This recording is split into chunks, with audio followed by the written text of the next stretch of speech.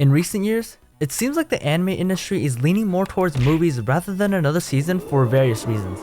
But with the upcoming release of the Quintessential Quintuplets movie, there are a few things that Alan and I are worried about, to say the least. But first, let's talk about the Quintessential Quintuplets in general. God, this shit is good. It is honestly one of our favorite rom-com harem anime, and it's safe to say, it'll be that way for a while. Now, why is it one of our favorites? The main reason is because it's different from your typical harem anime in a few ways. How so, you ask? Well, for starters, there's 5 girls that all have an equal chance to be chosen. I repeat, 5 girls. That's more options than the McDonald's dollar menu now. 1, 2, 3, 4. Secondly, you know from the very beginning that ultimately, one of the quintuplets will be chosen. In a lot of typical harem anime and manga, they don't do that because they can milk the series more by leaving it in the air. And as some of you might know, these authors love milking their series. And finally, all the girls are best girls in their own regard. What? Let's face it, You've done this. no matter what you or others may think, they all have their good and bad points. But at the end of the day, they've all touched our hearts one way or another. Going back to the topic of the movie, of course, every anime has its troubles, but trying to cram 36 chapters into a 90-minute movie will inevitably have some drawbacks to its adaptation. Especially when Season 1 covered only the first 32 chapters, and Season 2 covered chapters 33 to 86, which is 54 chapters. But that's with the studio skipping a lot of details and extra scenes. It may not seem bad, but you have to remember that every episode is about 20 minutes long each, and by doing some math here, we get about 240 minutes worth of content every season, which is 4 hours. But the movie is 90 minutes long with the same amount of content as a regular season. You see the dilemma here? With all that being said, there's going to be 3 main problems with the movie. Problem 1. Cutting content. If they're going to finish the series with a movie, which they probably are, they're going to have to cut out a lot of content, like the smaller details that make the series better. For example, in Season 2, the anime show Futaro making a bet with the quintuplet's dad, being extremely tired on the day of the national mock exam, and still scoring higher than a bunch of other people. But did you know in the manga, not only was he giga exhausted, but he had a bad stomachache and needed to take a shit real bad? It's minute details like that being omitted from the story that will eventually build and ruin the series for fans of the anime and manga. Problem 2. The series is gonna end. With the movie being the final iteration of gotoubun, there's obviously one big issue. The series is gonna end. And it might not end on a good note if they don't do the adaptation well.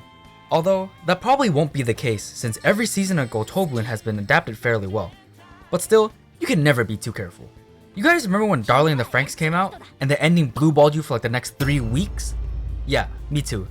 Ever since then, we've had trust issues. And speaking of trust issues, we're not even sure if the movie will stay faithful to the source material or not. Meaning that the girl that gets chosen in the manga might not actually be chosen in the anime, and we get an original ending like we did with gotoubun, which would be pretty bad for fans of the manga and fans of the girl that Futaro ultimately chooses. But since we're on the topic of choosing, that leads into problem number 3. Best girl is gonna be chosen. Futaro's gonna pick best girl and some of you are gonna riot. There's gonna be a riot if he picks one of them either way, cause obviously, people have different opinions on what the ranking of best girl is. Mine is 23145, and Alan's is 51342. But a wise man once said, a person should not be judged by their favorite quintuplet, but by the content of their character.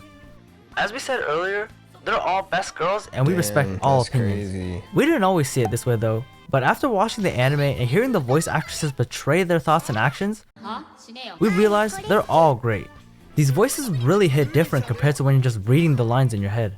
Alan and I didn't really like Ichika too much throughout the manga or Season 1, but after hearing Hanazawa Kana's voice in Season 2 of the anime, particularly this scene, it was like we just had post-nut clarity and we were instantly enlightened.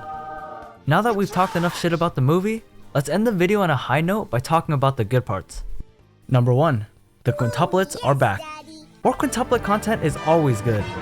In general, we can't wait to come back to the sweet voices of the Nakano sisters. One of the major highlights of the anime is actually the voice acting. And with some of the most talented and sought after voice actors and actresses as part of the main cast, you'd be hard pressed to find a harem anime with a lineup as impressive as this.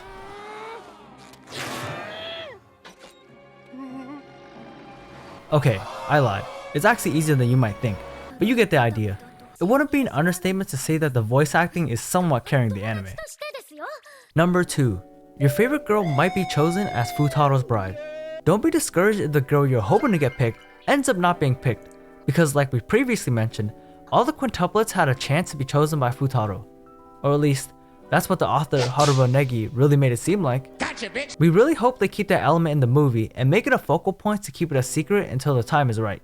If every girl seems like they have a chance, it'll keep all the anime only fans on their toes, while the rest of us manga readers are gonna sit here enjoying the series conclude while laughing in your head at your friend who actually believes their best girl is gonna be chosen. Like we mentioned earlier, the movie might be done really well and it might end on a high note, leaving us fans with a feeling of satisfaction. And even if it doesn't, well, at least one girl will be chosen and we get to see them be happy with Futaro. Those will be some pretty cute scenes, so I hope you guys will be ready for that. Whether you like the movie or hate it and want to throw your computer into a trash can, the end of gotoubun is inevitable. And I know that's gonna leave an impression in our hearts, like it did when we watched the first episode.